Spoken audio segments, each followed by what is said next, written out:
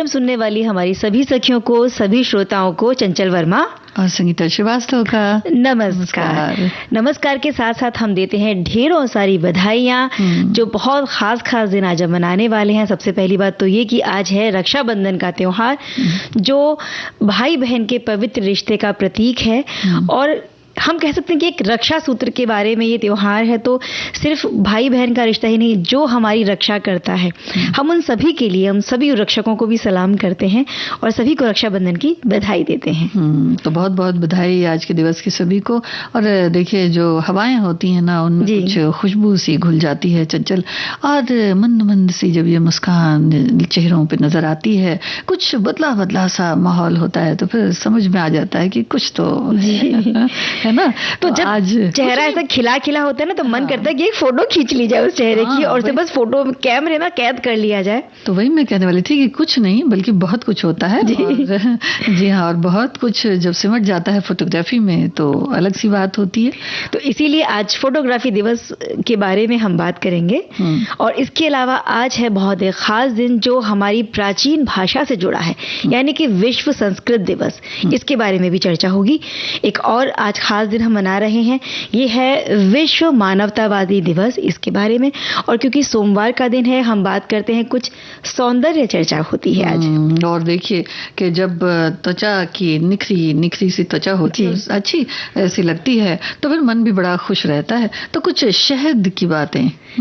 और एक और खास दिन है ना, रक्षाबंधन जो होता है, ये पूर्णिमा के दिन आता है। और इस पूर्णिमा को नारियल पूर्णिमा के तौर पर भी मनाया जाता है। और श्रावण मास की पूर्णिमा के दिन रक्षाबंधन के साथ साथ इसे हम मनाते हैं।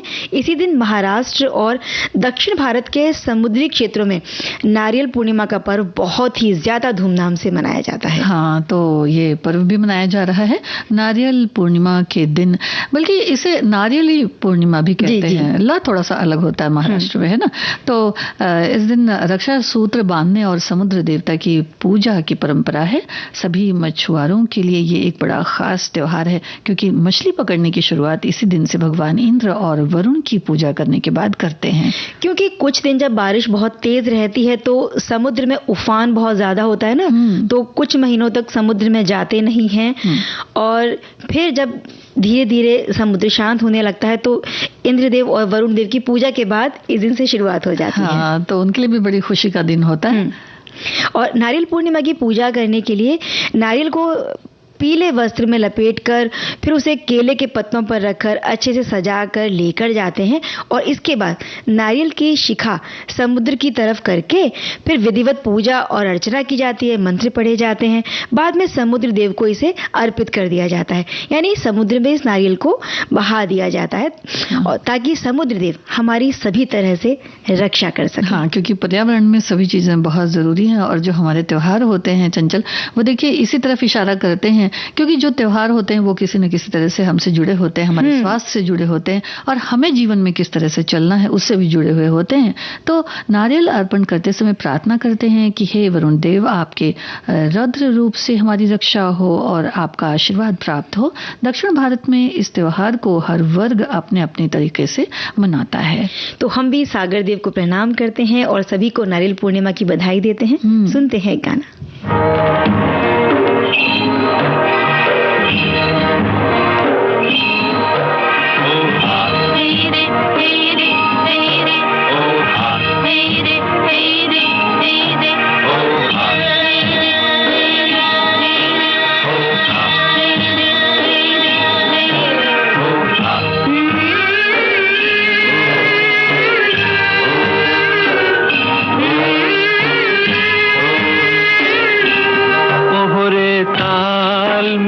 नदी के जल में, नदी मिले सागर में, सागर मिले कौन से जल में, कोई जाने ना। ओहरे ताल मिले नदी के जल में।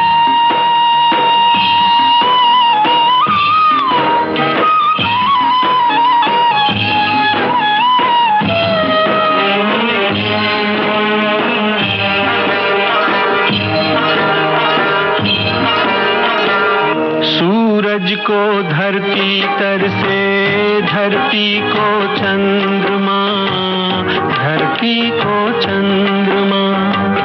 पानी में सीप जैसे प्यासी हर आत्मा, प्यासी हर आत्मा।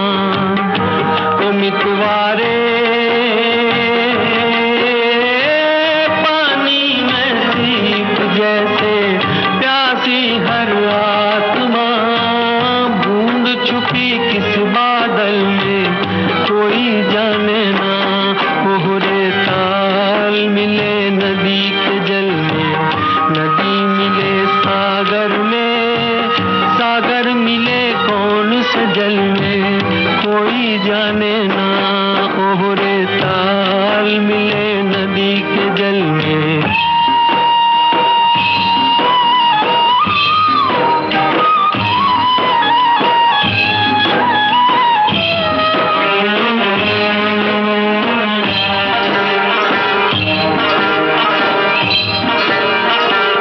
अनजाने होठों पर तू पहचाने गीत है, पहचाने गीत है। कल तक जो बेगाने थे जन्मों के मीत है, जन्मों के मीत है। ओ मितवारे कल तक जो बेगाने थे जन्मों के मीत है। क्या होगा कौन से पल में कोई जाने ना। कोहरे ताल मिले नदी के जल में, नदी मिले सागर में, सागर मिले कौन से जल में कोई जाने ना। कोहरे ताल मिले नदी के जल में।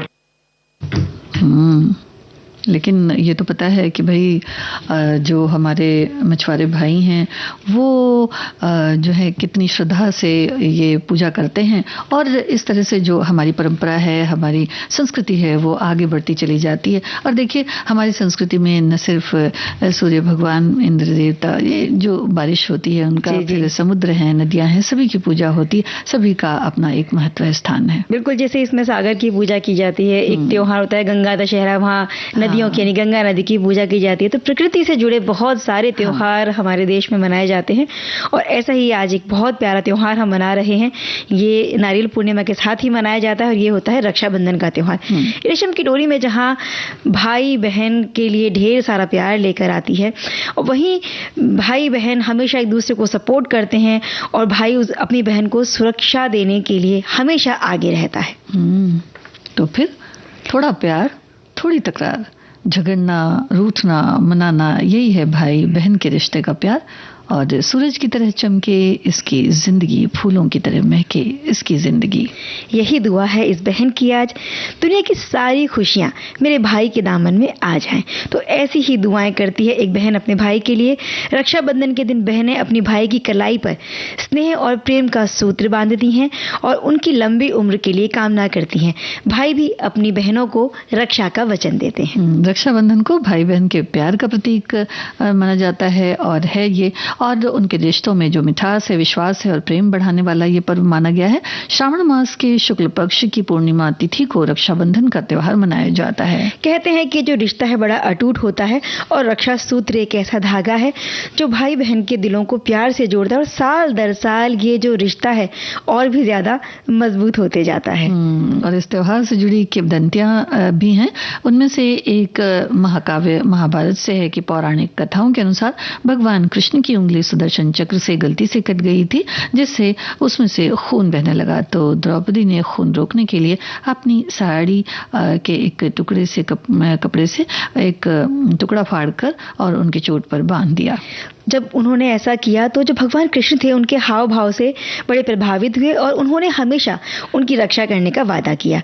उन्होंने ये वादा तब पूरा किया जब द्रौपदी को हस्तिनापुर दरबार में अपमान का सामना करना पड़ा, उनका चीरहरण होने लगा था। तब भगवान कृष्ण ने द्रौपदी के मान सम्मान की रक्षा की। धार्मिक मान्यताओं के अनुसार तभी से रक्षा सूत्र या राखी बांधने की परंपरा शुरू हुई, और इस तरह की और भी कुछ कथाएं हैं जो पुराणों से हैं, कुछ किंवदंतियां किंवदंतियां हैं। ऐसे कहा गया है कि एक बार युधिष्ठिर ने श्री कृष्ण से पूछा कि मैं सभी संकटों से कैसे पार पा सकूंगा, इसके लिए कोई उपाय मुझे बताइए। तब कृष्ण ने युधिष्ठिर से कहा कि अपने सभी सैनिकों को रक्षा सूत्र बांधिए। इसके बाद युधिष्ठिर ने अपनी पूरी सेना के जितने भी सैनिक थे सबको रक्षा सूत्र बांधा और इसके बाद उनकी जो सेना थी उसे युद्ध में विजय प्राप्त हुई। और पौराणिक कथाओं के अनुसार एक बार देवताओं और राक्षसों के बीच भयंकर युद्ध छिड़ गया और उस युद्ध में इंद्रदेव राजा बलि से हार गए उस युद्ध में। और इस हार के बाद इंद्रदेव की पत्नी इंद्राणी ने भगवान विष्णु की विधि विधान पूर्वक पूजा की और उनसे प्रार्थना की, जिसके बाद इंद्राणी को भगवान विष्णु ने एक पवित्र धागा दिया और कहा कि ये पवित्र धागा अपने पति की कलाई पर बांध दे। इसके बाद इंद्राणी ने धागा अपने पति की कलाई में बांध दिया और दानव में हो रहे युद्ध में इंद्रदेव विजयी हुए। तो ऐसी बहुत सारी कथाएं हैं, तो अलग अलग कथाओं के अनुसार हमारी मान्यताएं भी होती हैं। फिलहाल बात करते हैं हमारे जो श्रोता हैं जो हमें कमेंट्स लिखकर भेज रहे हैं। एक श्रोता ने लिखकर भेजा है कि रक्षाबंधन में मूलतः दो भावनाएं काम कर रही हैं। प्रथम, जिस व्यक्ति के रक्षाबंधन किया जाता है, जिसके कल्याण की कामना, दूसरे रक्षाबंधन करने वाले के प्रति स्नेह की भावना। इस प्रकार रक्षाबंधन वास्तव में स्नेह, शांति और रक्षा का बंधन है। इसमें सबके सुख और कल्याण की भावना निहित है।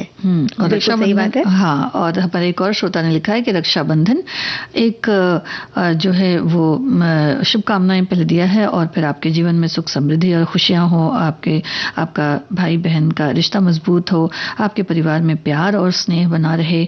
और महत्व के बारे में लिखे है कि ये त्योहार भाई बहन के रिश्ते को मजबूत बनाता है, परिवार के बंधन को मजबूत बनाता है और हमें अपने रिश्तों की कद्र की याद दिलाता है। कुछ इस तरह से इन्होंने अलग अलग तरह से लिखा है कि एक महत्वपूर्ण त्योहार है जो भाई बहन के प्यार और स्नेह का प्रतीक है। ये त्योहार श्रावण मास की पूर्णिमा को मनाया जाता है, जब बहनें अपने भाइयों की कलाई पर राखी बांधती हैं और उनकी लंबी उम्र और सुख समृद्धि की कामना करती हैं। और परंपरा के बारे में लिखा है कि बहनें अपने भाइयों की कलाई पर राखी बांधती हैं, भाई बहन को उपहार देते हैं, बहनें अपने भाइयों की लंबी उम्र और सुख समृद्धि की कामना करती हैं। भाई बहन के प्यार और स्नेह का प्रतीक है। एक बड़ी सुंदर सी कविता, स्वरचित कविता है हमारे श्रोता की, उन्होंने कविता लिखकर भेजी है। तो फिलहाल पूरी कविता नहीं हम पढ़ेंगे, लेकिन कुछ पंक्तियां लिखकर पढ़कर सुनाते हैं। राखी लेकर आई बहना, बंद वाले जो धागा इसका, धुल जाए मैल उसी के मन का, आया कितना पर्व सुहाना। ये राखी है सबसे नई न्यारी, अनोखी प्यार की दुलारी, करती रक्षा पवित्रता की, कर दे राख मलिनता सारी, सुख शांति का नारा लेकर आया कितना पर्व सुहाना। बिल्कुल सही बात है, बहनों के लिए बड़ा खास दिन होता है और उतना ही खास होता है भाइयों के लिए भी।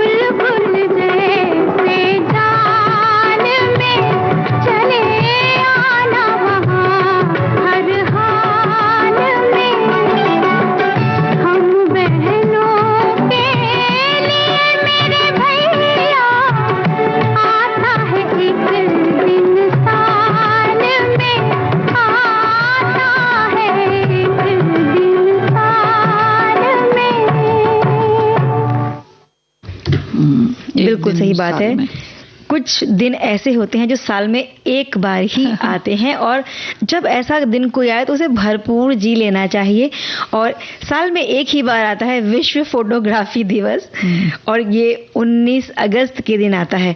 फोटोग्राफी प्रकाश का इस्तेमाल करके चित्र बनाने की कला, विज्ञान और अभ्यास को कहा जाता है और आज हम मना रहे हैं विश्व फोटोग्राफी दिवस, जिसमें विविध और रचनात्मक तरीकों से फोटोग्राफी की कला और शिल्प का सम्मान किया जाता है। तो सबसे शुरुआत में फोटोग्राफिक प्रक्रियाओं में डायग्रोटाइप के आविष्कार इसका किया गया और जिसे 19 अगस्त 1839 यानी कि 19 अगस्त 1839 को फ्रांसीसी सरकार द्वारा दुनिया को उपहार के रूप में ये घोषित किया गया था। लुइस डागरे और जोसेफ नीप्स ने डायग्रोटाइप को विकसित किया। वहीं फोटोग्राफी के इतिहास में एक महत्वपूर्ण मील का पत्थर भी साबित हुआ, जिसने हमारी और आपकी छवियों को कैप्चर करने और इसे सुरक्षित और संरक्षित रखने के तरीके में क्रांतिकारी बदलाव किया और उसी की याद में मनाया जाता है फोटोग्राफी दिवस। इसमें क्या होता था संगीता जी कि एक चांदीनुमा कोई प्लेट लगाई जाती थी, जैसे आईने पर हमारा अक्स दिखता है, उस तरह से उसका अक्स दिखता था और वो वहां पर उसे कैप्चर किया जाता था।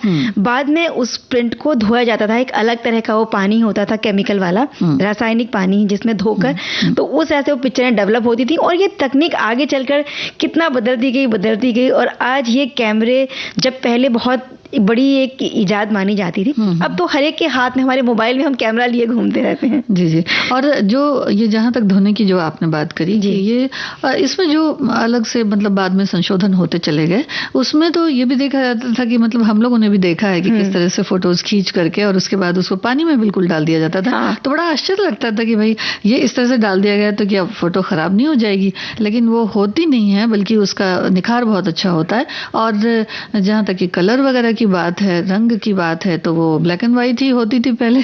धुलने के बाद एक और उसको केमिकल में डाला जाता है जो उस पर जो रंग है उस फोटो को वो सुरक्षित करता है ताकि वो खराब ना हो। तो विश्व फोटोग्राफी दिवस इस आविष्कार का सम्मान करता है और फोटोग्राफी को एक ऐसे माध्यम के रूप में मानता है जो सदियों से विकसित हुआ है, जिसने कला, विज्ञान, पत्रकारिता और व्यक्तिगत अभिव्यक्ति को प्रभावित किया है। ये फोटोग्राफी की दुनिया से जुड़े लोगों के लिए एक बहुत बड़ा प्लेटफॉर्म है जहां वो अपने जुनून को साझा करते हैं और अपने काम का प्रदर्शन करते हैं। एक तस्वीर किसी स्थान, किसी अनुभव, विचार या समय, किसी भी क्षण को कैद कर सकती है। इसलिए फोटोग्राफी के सभी रूपों का सम्मान करते हुए एक वैकल्पिक थीम के साथ इस दिन को मनाया जाता है संगीता जी। और इस बार जो फोटोग्राफी की थीम रखी गई है, यानी 2024 के लिए जो थीम है वो है एक संपूर्ण दिन। तो महत्वपूर्ण पलों को कैद करके इसके मतलब इसे इतिहास के दस्तावेज बना देना, संस्कृतियों और पीढ़ियों के बीच भावनाओं और कहानियों को व्यक्त करना, और ये तो फोटोग्राफी ही कर सकती है। और ये अंतराल को समाप्त भी करती है, समझ को बढ़ावा देती है और उन तमाम यादों को संरक्षित करती है जो दुनिया के बारे में हमारी समझ को आकार देते हैं। और जब पुरानी देखिए हम लोग फोटोज को देखते हैं तो फिर यही सारी चीजें जो है वो ताजा हो जाती हैं और बड़ा अच्छा लगता है। मतलब फिर उसी जगह पर उसी दौर में पहुंच जाते हैं। ये तो हम कह रहे हैं कि फोटोग्राफी आपके उस समय को एक जगह पर बांध देती है, तो जब भी हम जाना चाहें उन फोटोज के जरिए उस समय में पहुंच जाते हैं। और विश्व फोटोग्राफी दिवस पर फोटोग्राफी की कला और शिल्प का सम्मान किया जाता है। दुनिया भर के फोटोग्राफर तरह तरह की प्रदर्शनियों में भाग लेकर अपने काम के बारे में बताते हैं, उसे चित्रित करते हैं।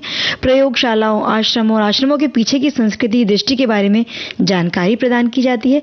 फोटो वॉक करने वाले और टूर फोटोग्राफी करने के शौकीनों को आसपास के स्थानीय लोगों को पता लगाने और उन्हें कैमरे में कैद करने के लिए एक साथ ले जाया जाता है, जिसे समुदाय और साझा करने की भावना को बढ़ावा मिलता है।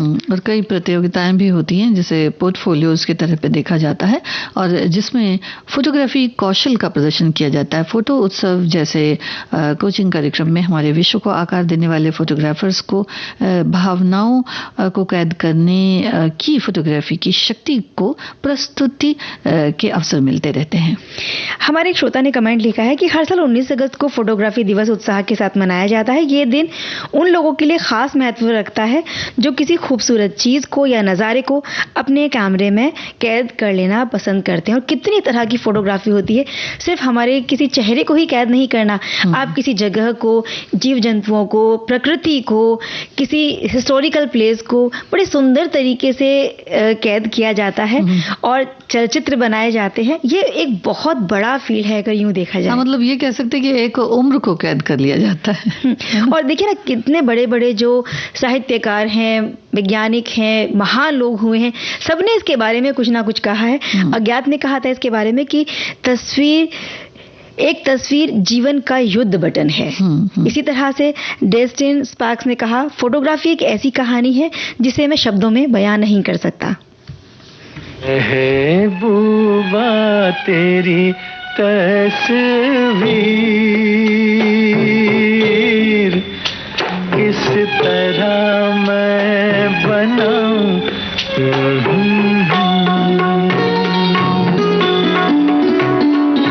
तेरी जुल्फों की दास्तां किस तरह मैं सुनाऊं। हाँ, महबूबा तेरी तस्वीर।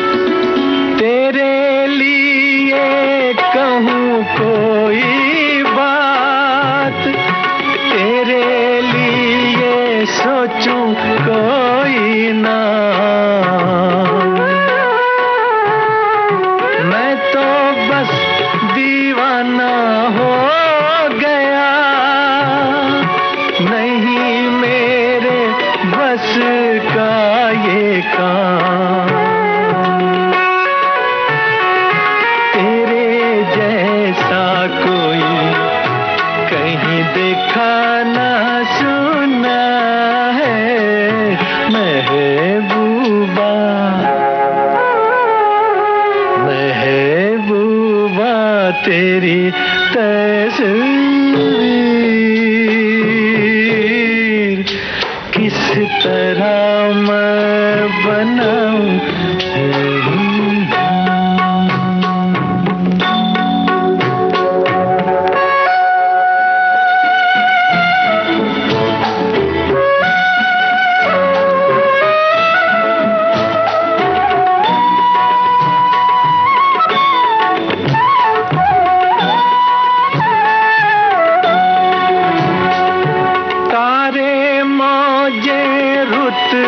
और जाम नग़मे पैमाने बुत और फूल सब तेरी राहों की खाक, सब तेरे कदमों की धूल।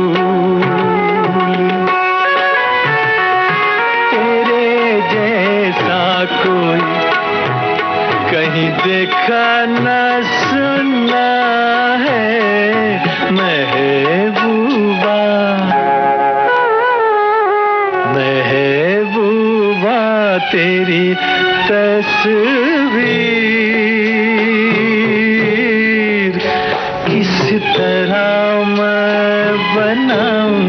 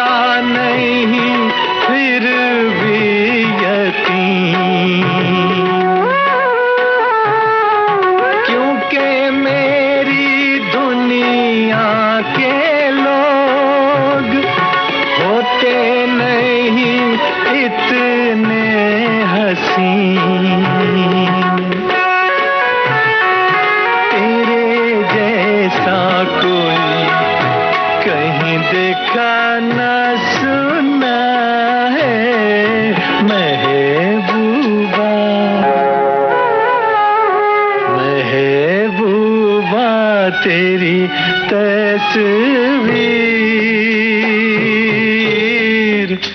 किस तरह मैं बना। इस गीत के बाद अब कार्यक्रम में समय है एक अंतराल का।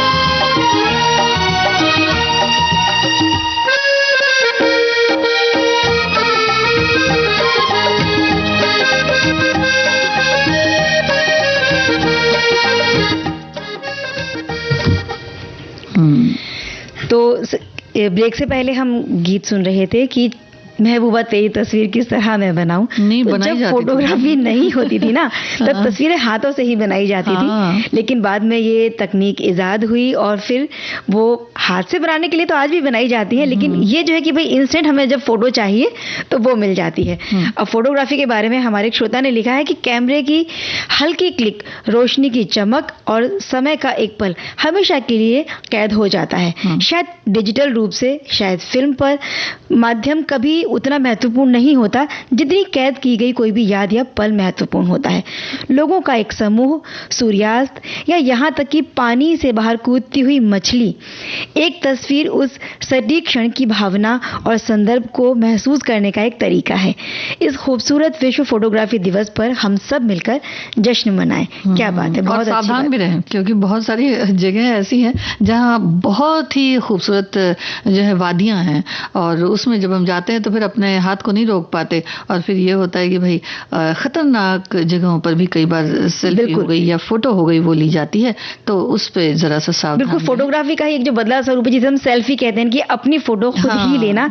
सेल्फी लेते समय हमारा ध्यान सिर्फ कैमरे के स्क्रीन पर ही रहता है और अगल बगल हम नहीं झांकते हैं, जहां से दुर्घटना होने की संभावना बहुत बढ़ जाती है। तो उस वक्त थोड़ी सी सावधानी बरतना बहुत जरूरी है।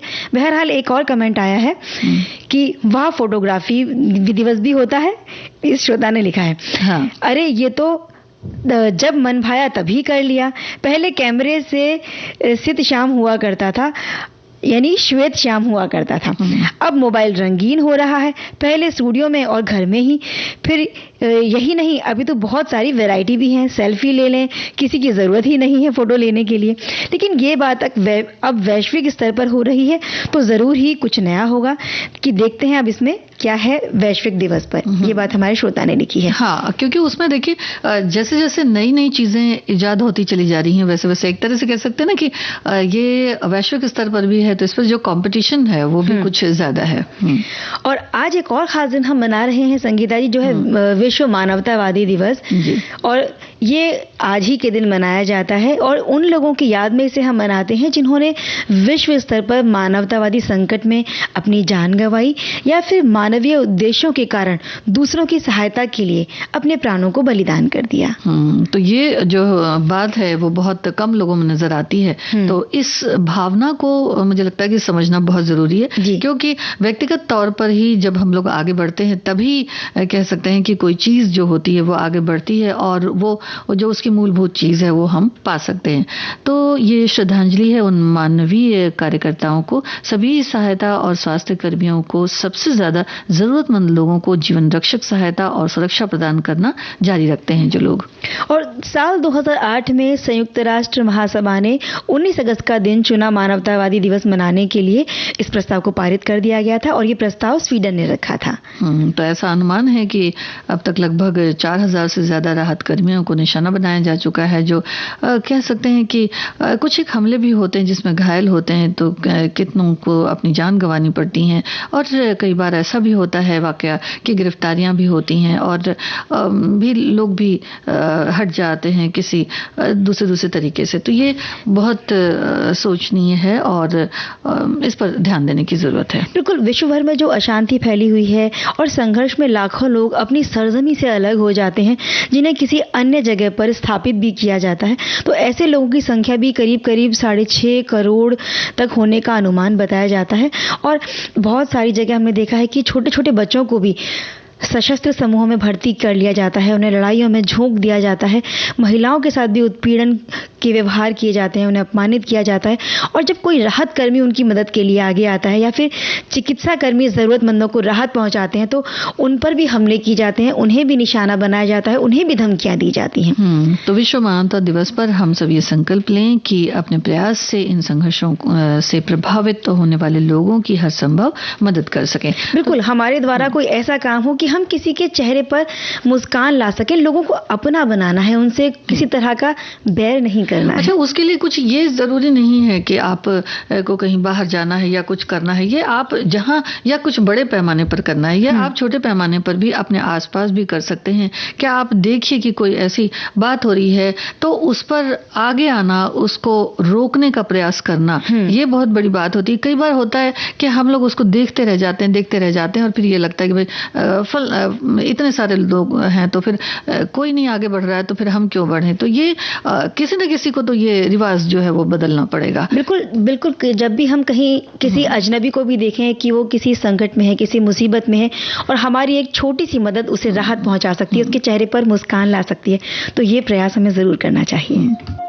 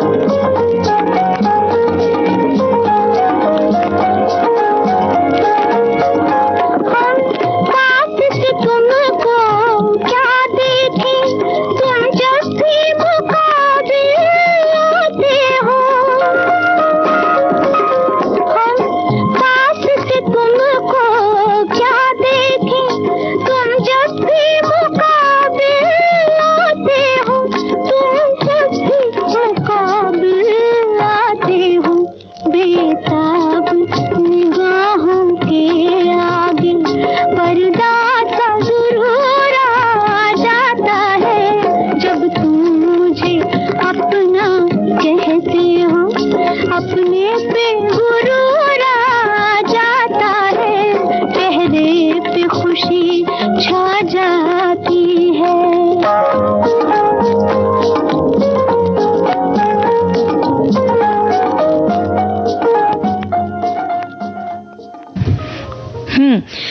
शुरू में स्कूल में संस्कृत विषय के बारे में कुछ समझ में नहीं आता था।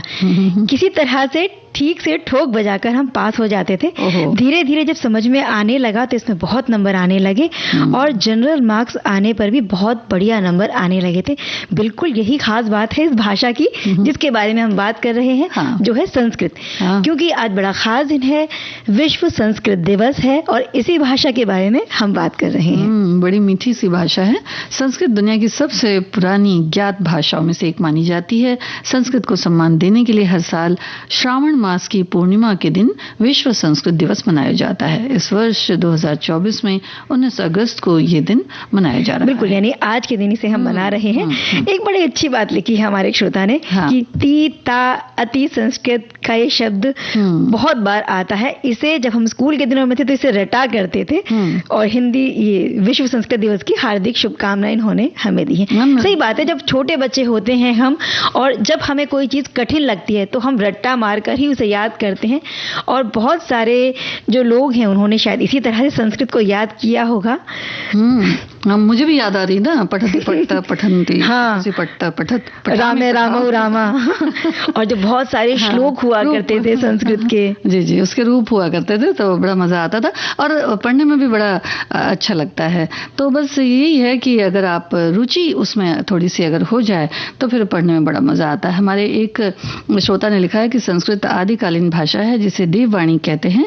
इस भाषा के वेद पुराण आदि अप्राप्य साहित्य को जो है प्राप्त कर मैक्स मुलर आदि पाश्चात्य विद्वानों ने अपनी भाषा में अनुवाद किया है और इस तरह ये प्राच्य ज्ञान आज वैश्विक हो चुका है और आज जो है हम अपने देश में इस ज्ञान से जो है वो विरक्त हो पाश्चात्य से आए ज्ञान का ही अनुकरण करते हैं। तो प्रायः जो भाषा है संस्कृत उस पर ध्यान देना चाहिए और अपनी पुरातन भाषा के देववाणी स्वरूप को कायम रखते हुए इसे अपने बोलचाल की भाषा में भी बनानी चाहिए। बिल्कुल, क्योंकि ये बहुत प्राचीन भाषा है तो इस दिन को मनाने का उद्देश्य यही है कि इसका प्रचार प्रसार हो सके, इसके बारे में लोगों को जागरूकता हम दे सकें। क्योंकि हम सबने सुना है कि जो वेद हैं, उपनिषद हैं, भगवत गीता जैसे कुछ ग्रंथ हैं, महाग्रंथ हैं, ये सब संस्कृत में ही लिखे गए हैं और भारत सरकार के शिक्षा मंत्रालय ने 1969 में विश्व संस्कृत दिवस मनाने की घोषणा की। तब से भारत के विभिन्न राज्यों में इस दिन को बहुत उत्साह के साथ मनाया जाता है। संस्कृत दिवस की तारीख जो है वो अक्सर बदल जाती है क्योंकि इसे हम तारीख के हिसाब से नहीं बल्कि तिथि के हिसाब से मनाते हैं, जो कि श्रावण पूर्णिमा के दिन मनाया जाता है और ये दिन प्राचीन भारतीय ऋषियों को याद करने का दिन भी है। तो ऐसा कहा जाता है कि संस्कृत भाषा इंडो जर्मनिक या इंडो आर्यन भाषा परिवार से संबंधित है जो लगभग 3500 साल पुरानी है। तो ये संस्कृत की दुनिया की सबसे पुरानी भाषाओं में एक बनाता है ये बात इसको। और संस्कृत दिवस पर छात्रों को गुरुकुल में पवित्र वेदों का अध्ययन करने के लिए प्रोत्साहित किया जाता है। इस शास्त्रीय भाषा को इसकी वैज्ञानिक संरचना के कारण ही पहचान मिली है, जिसकी अंतर्राष्ट्रीय स्तर पर भी बहुत मांग है और भारत के विद्वानों ने संस्कृत भाषा का बहुत उपयोग किया है, इसकी सराहना की है। जर्मनी में संस्कृत अभी भी संचार का एक महत्वपूर्ण रूप है और ये संचार का महत्वपूर्ण रूप तो है ही, ये एक फोनिक भाषा भी है जिसको जिस तरह से उच्चारण किया जाता है उसी तरह से इसको लिखा जाता है। तो कंप्यूटर में भी अगर इसको इस्तेमाल किया जाए तो कंप्यूटर पर लिखने के लिए ये एक बहुत अच्छी भाषा साबित हो सकती है। और बहुत सारे जगहों पर ये भाषा आज भी जो है वो बहुत मान्य है और ऐसा नहीं कि सिर्फ भारत में ही है बल्कि दूसरे देशों में भी है। बिल्कुल, इसकी मांग दिनों दिन बढ़ रही है और मुझे लग रहा है कि कार्यक्रम में मांग बढ़ रही है एक गीत की।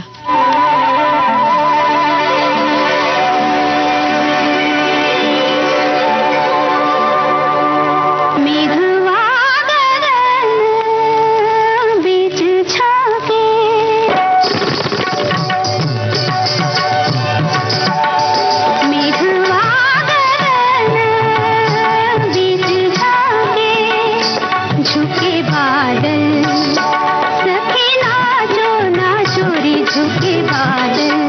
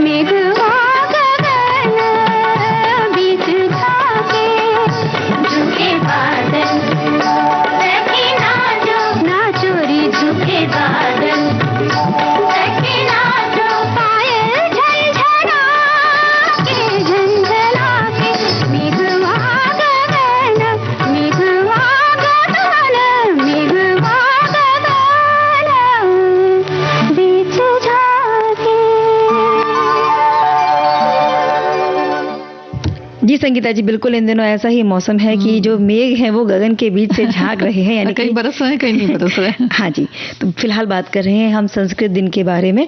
तो ये दिन हमें बताता है कि संस्कृत दुनिया की बहुत पुरानी, यानी सबसे पुरानी भाषाओं में से एक है। संस्कृत भाषा कई आधुनिक भारतीय भाषाओं की जननी भी मानी जाती है।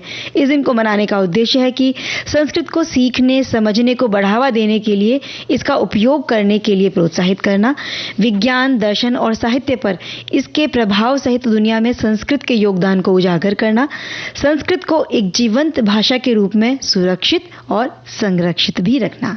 और विज्ञान और दर्शन की भाषा भी है ये। भारतीय विज्ञान और दर्शन के कई महान कार्य संस्कृत में लिखे गए हैं और सबसे पुरानी जो इंडो यूरोपियन भाषाओं में से एक है, ये हमने बताया भी है और दस्तावेज भी इसके पर्याप्त मौजूद हैं। तो ऋग्वेद जो सबसे पुराना ग्रंथ माना जाता है, उसे भी संस्कृत भाषा में ही लिखा गया था और फिल्मों में भी संस्कृत भाषा का प्रयोग किया गया है। जो सबसे पहली संस्कृत फिल्म रिलीज हुई थी, ये थी शंकराचार्य, जो 1983 में रिलीज हुई और इसके बाद कुछ और फिल्में भी आई हैं संस्कृत में। आदि शंकराचार्य माना जाता है कि संस्कृत प्राचीन काल में भारत की सामान्य भाषा थी और इसका जो धार्मिक अनुष्ठान है, भजन है, मंत्रों में किया जाता है और स्कूल, कॉलेज और यूनिवर्सिटी में संस्कृत भाषा भी सिखाई जाती है।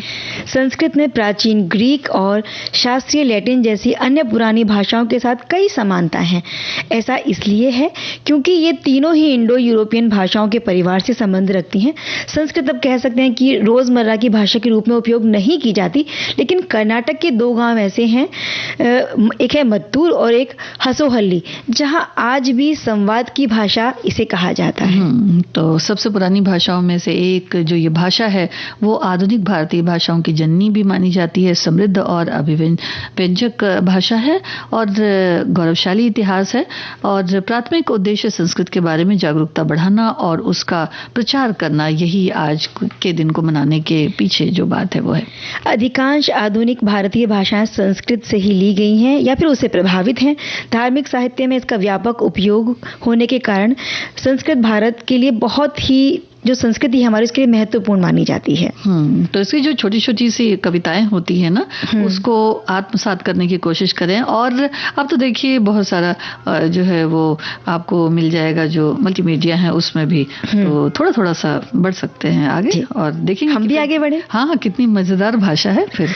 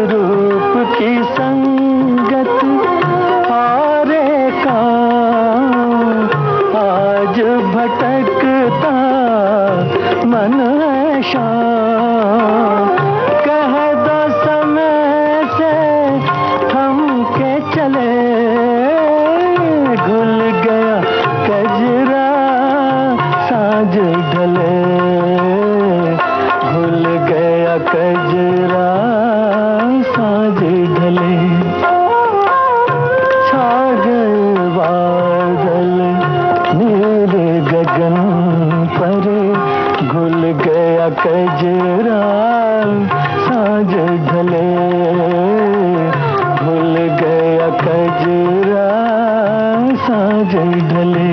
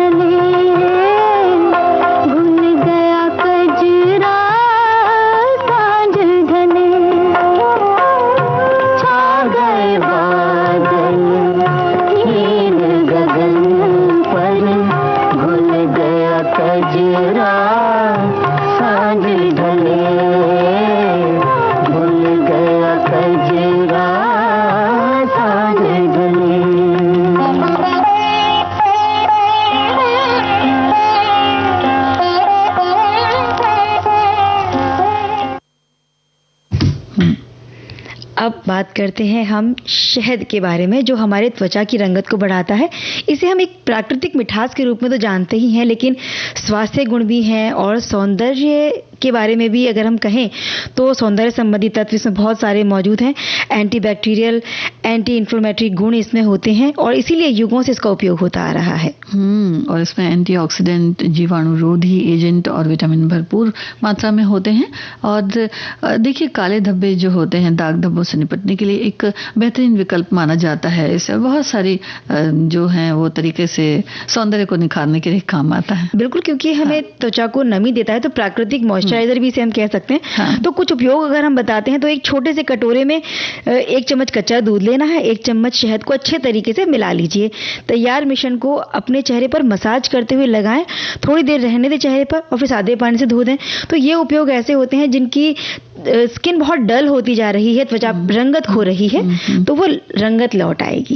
और शहद में मलाई भी मिलाकर एक फेस पैक की तरह लगा सकते हैं। थोड़ी देर रखिए और उसके बाद उसे धो दीजिए। और त्वचा पर जो देखिए मौजूद बैक्टीरिया होते हैं उनको भी खत्म करने में, क्योंकि शहद में ऐसे गुण होते हैं, एंटीबैक्टीरियल भी होता है, तो जलन हो, सूजन हो, तो ये सारी चीजों में भी फायदा हो सकता है। अगर आप कुछ और ना मिलाना चाहें तो सिर्फ शहद की एक पतली सी परत चेहरे पर लगाकर भी कुछ देर रखकर धो सकते हैं। और कई बार लोगों को लगता है कि शहद के बाद साबुन का इस्तेमाल करना चाहिए कि नहीं, तो यहाँ मैं संगीता जी ये कहूंगी कि शहद अपने आप में आपकी त्वचा को इतना साफ कर देता है कि बाद में आपको साबुन लगाने की, क्योंकि उनमें होते हैं कुछ ना कुछ रासायनिक तत्व, तो ऐसे कोई रसायन आपके चेहरे पर लगाने की जरूरत ही नहीं है। ये जो कुदरती चीजें होती हैं आपके चेहरे को अच्छी तरह से साफ कर देती हैं। दोनों अलग भी तो हो जाता है, एक आप शहद लगा रहे हैं और दूसरा रासायनिक, तो उसको खुश्क कर देता है वो। और कई बार हो सकता है कि प्राकृतिक चीजें होने के बाद भी कई चीजें आपकी त्वचा पर माफिक ना हो, तो कभी भी जब आप ऐसे घरेलू ब्यूटी टिप्स का इस्तेमाल करते हैं तो एक पैच टेस्ट अपनी स्किन पे जरूर ले लेना चाहिए, ताकि किसी तरह का कोई नुकसान आपकी त्वचा को ना हो। तो ये सावधानी जरूरी है, पता चल जाए। हाँ।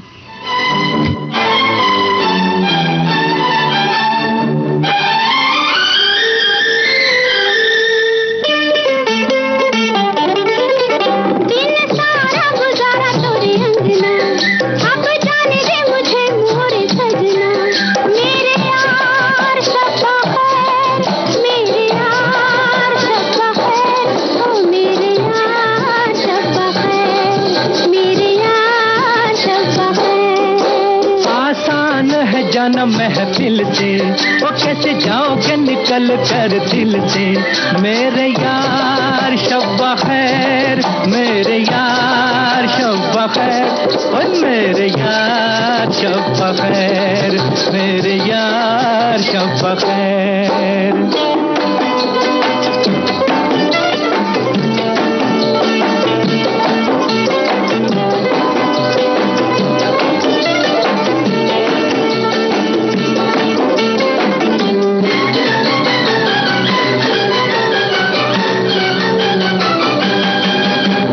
दिल पर दिल तो कहे तेरी राहों को रोक लूं मैं। ओ दिल पर दिल तो कहे तेरी राहों को को रोक लूं मैं।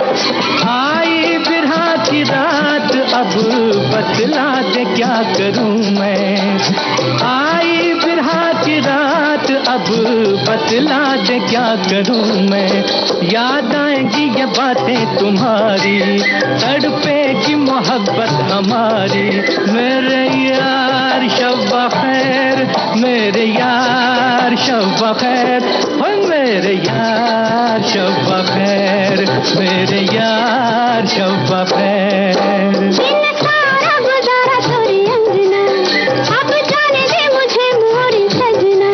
मेरे यार शब खैर, मेरे यार शब खैर, ओ मेरे यार शब खैर, मेरे यार शब खैर।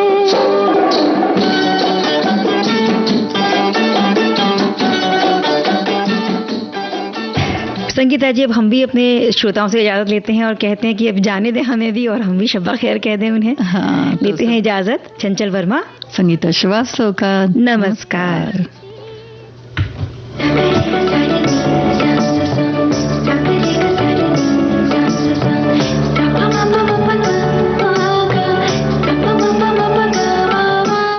कार्यक्रम की प्रस्तुतकर्ता अनुश्री पाठक।